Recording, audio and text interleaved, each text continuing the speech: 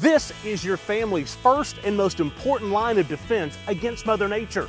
When she strikes, make sure you call the people that I trust, my family and friends at Exterior Home Solutions.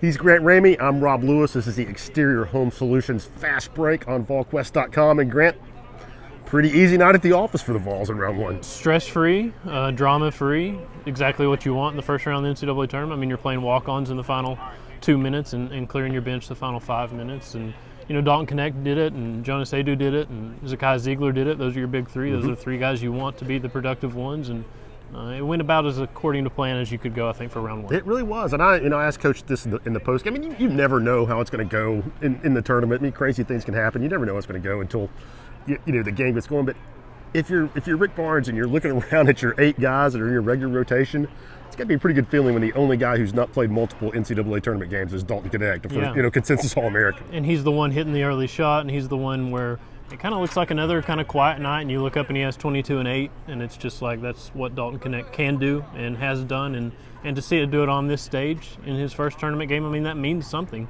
Teams lose these games. 15 seeds win, 16 seeds win. Kentucky loses. Everything can happen in these games. So to see those guys just kind of come out and fast start, foot on the gas, and no real let-ups or real ugly minutes is a pretty good start. And it just looked exactly like you wanted to look when you're the 2 seed in the region playing a mid-major. I mean, Tennessee shot 50% from the field. They dominated the boards. What was it, 46-21, something insane like that, and just up 20 with still 10 minutes to go in the first half, and just again. It looked exactly like you want it to look if you're the 2 seed playing the 15. And Jonas Aidoo has to be that guy, and it was good to see him get established early and score and rebound and block shots the way he did.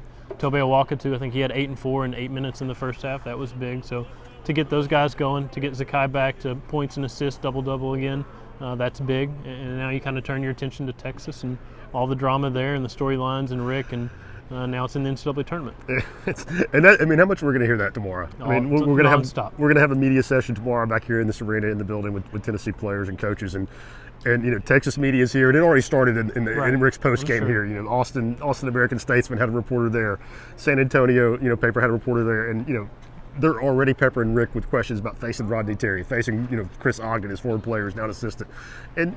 The thing is, if there's a less introspective guy in America, 1,000%, he's not going to give them what they want. It's not because he's being rude. I mean, it's the sentimentality for that kind of matchup. It's not in it. And the wind has kind of been taken out of it because they went to Austin 2 years ago, and Texas came to Tennessee last season, and they're getting ready to be in the SEC next season. It's going to be an annual thing. So it's not like he hasn't faced Texas. It's not like he hasn't gone back to Austin. It's not like they haven't beat Texas since he got to Tennessee. But at the same time, it's the second round of the NCAA tournament. You're trying to get back to the Sweet 16. Texas got a lot of talent. They haven't really figured it out all that much this season.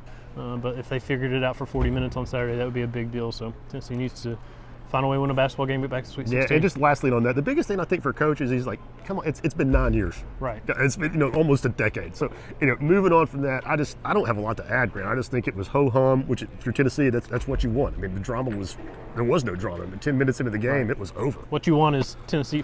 If you want people who aren't Tennessee fans to turn the game off because it's boring and go find something else. You don't want anything to turn them off and go to Rupp's Rafters. Right. You don't want you know who you are right now. You don't want to creep into the second half giving these guys life. Not at all. Easy night here in Charlotte for Tennessee.